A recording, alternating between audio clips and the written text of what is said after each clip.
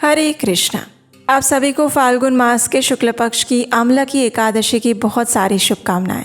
ये ऐसा पवित्र दिन है जब आंवले के वृक्ष की उत्पत्ति हुई थी और इसलिए आज के दिन आंवले के वृक्ष की पूजा की जाती है और आंवले के वृक्ष का सीधा संबंध भगवान श्री विष्णु के साथ है। तो आखिर क्या रहस्य है भगवान श्री विष्णु और इस आंवले के वृक्ष के बीच में? कैसे उत्पत्ति हुई थी इसकी और क्या पौराणिक कथा छिपी हुई है इस आंवला की एकादशी के पीछे? चलिए इन सभी बातों पर आज चर्चा करते हैं। आइए आज की आंवला की एकादशी व्रत कथा आरंभ करते हैं। एक समय सूत गोस्वामी ने ऋषियों से कहा, हे ऋषिगण, मैं आपको एक प्राचीन काल की कथा सुना रहा हूँ, ध्यान पूर्वक सुनिए।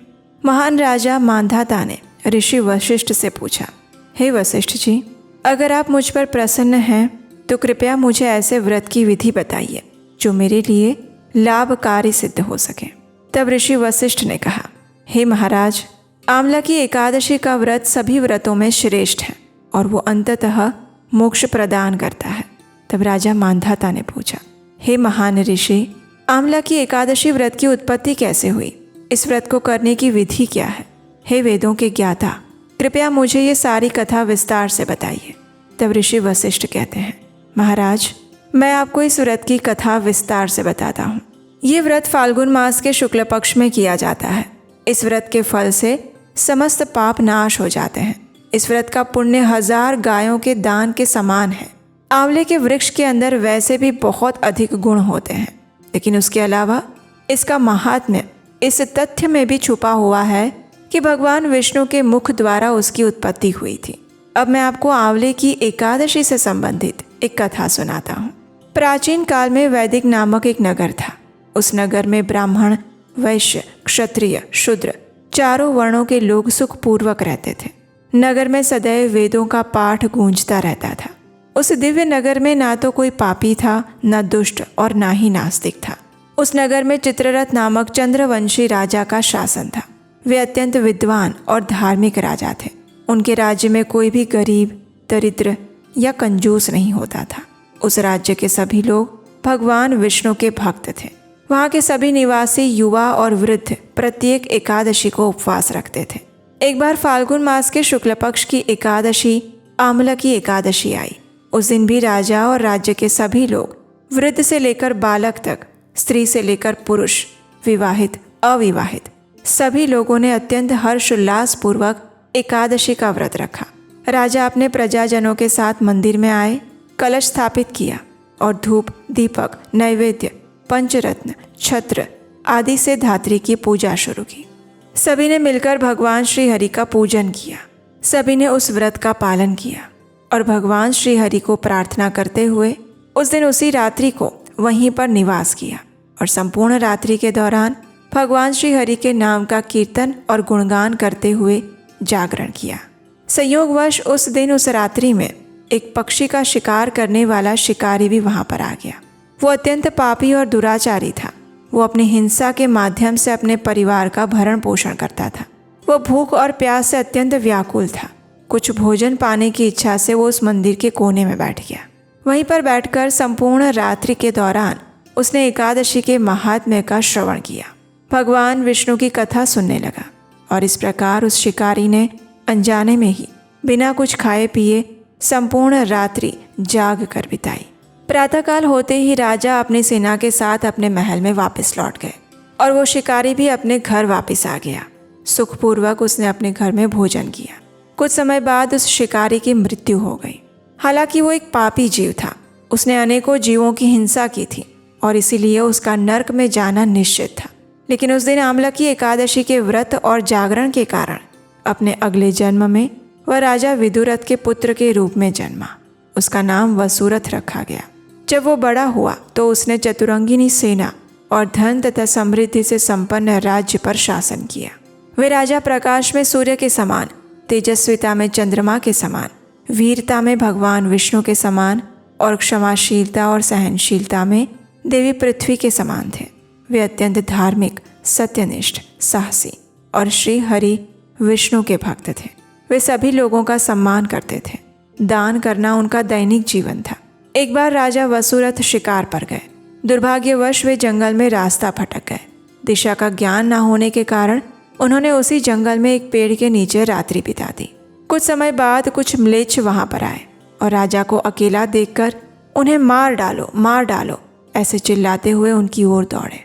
वे सब चिल्ला रहे थे कि इसी राजा ने हमारे सभी संबंधियों को मौत के घाट उतारा था, उन्हें दंड दिया था, उन्हें देश से निकाल दिया था और इसलिए अब हमें इस अपमान का बदला उनसे लेना चाहिए, उन्हें मार कर लेना चाहिए। ऐसा सोचते हुए और कहते हुए वो सारे म्लेच्छगण राजा को मारने के लिए अस्त्र शस्त्र लेकर उनके ऊपर प्रहार करने के लिए आ गए। जैसे ही उन म्लेच्छों ने राजा के शरीर पर आक्रमण करने के लिए अपने शस्त्र उठाए, वैसे ही उनके अस्त्र शस्त्र नष्ट होने लगे। कुछ समय बाद भगवान की इच्छा से उन म्लेच्छों के हथियार उन्हीं पर हमला करने लगे और उसी समय राजा के शरीर से एक दिव्य देवी प्रकट हुई। वो देवी अत्यंत सुंदर थी, सुंदर वस्त्रों और आभूषणों से सजी हुई थी। उनकी भौहें तनी हुई थी, उनकी आंखों से क्रोध की भयंकर ज्वालाएं निकल रही थी। उस समय वो समय की तरह प्रतीत हो रही थी। देखते ही देखते उसने सभी डाकुओं का पूरी तरह से सफाया कर दिया। जब राजा निद्रा से बाहर आए तो उन्होंने वहां पर कई सारे म्लेच्छगण मृतप्राय अवस्था में पाए। राजा सोचने लगे कि किसने उनको मारा होगा, इस जंगल में मेरा शुभ चिंतक कौन है। जब राजा वसुरथ इस प्रकार सोच रहे थे, उसी क्षण अचानक आकाश से एक आवाज आई, दिव्य आकाशवाणी हुई। हे राजा, इस संसार में भगवान विष्णु के सिवा आपकी रक्षा कौन कर सकता है। वे अपने भक्तों के प्रति अत्यंत करुणामय हैं। वे जनार्दन हैं, शरण में आए हुए भक्तों की अवश्य रक्षा करते हैं। इस प्रकार आकाशवाणी की दिव्य ध्वनि को सुनकर राजा भगवान विष्णु के प्रति और कृतज्ञ हो गए। उन्होंने भगवान श्री हरि को प्रणाम किया और अपने नगर में वापस लौट गए। इस कथा का समापन करते हुए ऋषि वशिष्ठ ने कहा, हे राजन, ये सब कुछ उस आमलकी एकादशी व्रत का परिणाम था। जो व्यक्ति एक बार भी इस आमलकी एकादशी का व्रत पूर्ण श्रद्धा और निष्ठा से करता है, वो हर कार्य में सफल होता है और अंत में भगवान श्री विष्णु के धाम को प्राप्त करता है। और इसीलिए इस आमलकी एकादशी के दिन अधिक से अधिक भगवान श्री कृष्ण के नाम का जप करना चाहिए।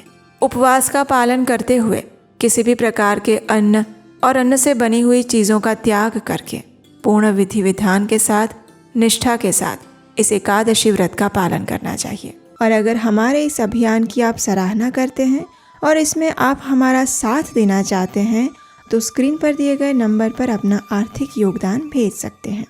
आशा है आपको ये आमलकी एकादशी व्रत कथा उपयोगी लगी होगी। इसका श्रवण करके आज आपकी एकादशी संपूर्ण हुई। आज का दिन अत्यंत पावन और मंगलकारी है, इसलिए प्रयास करें किसी भी प्रकार की भौतिक चीज़ वस्तुओं, व्यर्थ की बातों और आलस्य में समय गंवाए बिना अधिक से अधिक भगवान श्री कृष्ण के पवित्र नाम का जप करें। हरे कृष्ण महामंत्र का जप करें और ये महामंत्र है हरे कृष्ण कृष्ण कृष्ण हरे हरे, हरे राम राम राम हरे हरे। ये दिव्य ध्वनि है जिसके अंदर स्वयं भगवान श्री कृष्ण की शक्ति निवास करती है। भगवान और उनके दिव्य नाम में कोई अंतर नहीं है। इस एकादशी का पारण करने का समय रहेगा अगले दिन यानी 28 फरवरी 2026 शनिवार के दिन सुबह 6:55 से लेकर 10:44 के बीच में।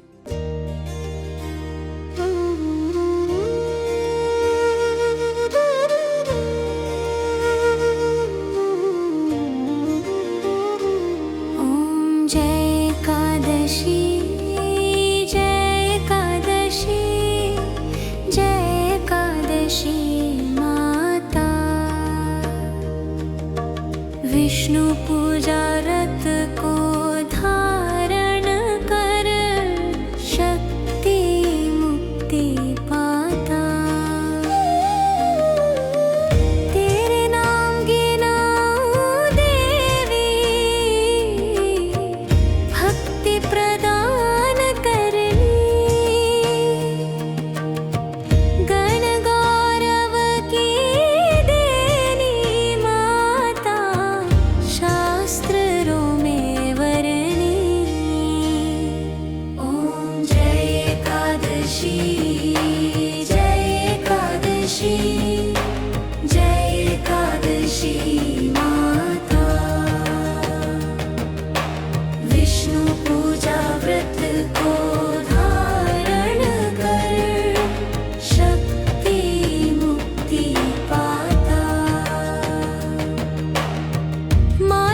वर्ष के कृष्ण पक्ष की उत्पन्ना विश्वतारिणी जन्मी। शुक्ल पक्ष में हुई मोक्षदा मुक्तिदाता बन आई। ओम जय एकादशी, जय एकादशी, जय एकादशी माता। पौष के कृष्ण पक्ष की सफला नामक है। शुक्ल पक्ष में होए पुत्रदा आनंद अधिक रहे। ओम जय एकादशी, जय एकादशी, जय एकादशी माता।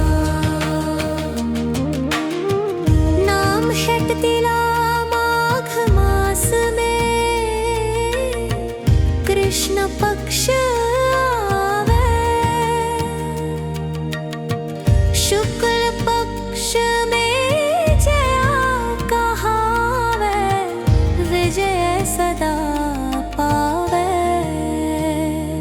ओम जय एकादशी, जय एकादशी, जय एकादशी माता। विजया फागुन कृष्ण पक्ष में शुक्लामल की। पापन मोचनी कृष्ण पक्ष में चैत्र महाबली की। ओम जय एकादशी, जय एकादशी, जय एकादशी माता। चैत्र शुक्ल में नाम कामदा धन देने वाली। नाम वरूथिनी कृष्ण पक्ष में वैशाख माहवाली। ओम जय एकादशी, जय एकादशी, जय एकादशी माता। शुक्ल पक्ष में होए मोहिनी अपराज्येष्ठ कृष्ण पक्षी। नाम निर्जला सब सुख करनी शुक्ल पक्ष रखी। ओम जय एकादशी, जय एकादशी, जय एकादशी माता। योगिनी नाम आषाढ़ में जानो कृष्ण पक्ष करनी। देवशयनी नाम कहायो शुक्ल पक्ष धरनी।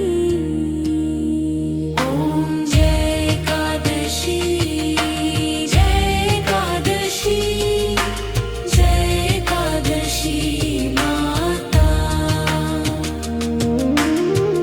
कामिका श्रावण मास में आवे कृष्ण पक्ष कहिए। श्रावण शुक्ला होय पवित्रा आनंद से रहिए। ओम जय एकादशी, जय एकादशी, जय एकादशी माता। अजा भाद्रपद कृष्ण पक्ष की परिवर्तिनी शुक्ला। इंद्रा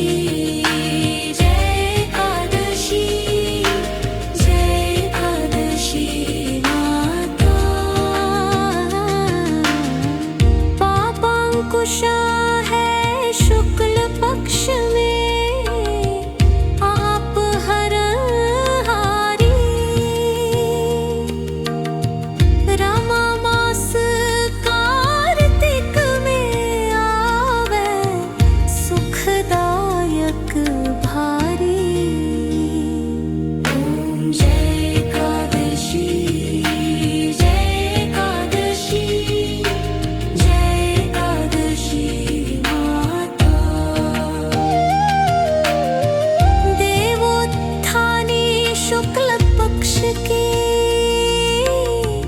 दुख नाशक मैया, पावन मास में करूं विनती, पार करो नैया। ओम जय एकादशी, जय एकादशी, जय एकादशी माता। तो ये थी आज की आंवला की एकादशी व्रत कथा। अगर आपको ये कथा अच्छी लगी है तो इसे लाइक करके दूसरे लोगों को भी शेयर कर सकते हैं। और अगर पहली बार आप इस चैनल पर आए हैं तो आपके अपने चैनल उपदेशाष्टकम को सब्सक्राइब करके रख लीजिए, क्योंकि यहीं पर हम बताते हैं वेदों और पुराणों से ली गई सिर्फ और सिर्फ प्रमाणभूत जानकारी, जो सीधी आती है हमारे शास्त्रों से, बिना किसी मिलावट के। हरे कृष्णा।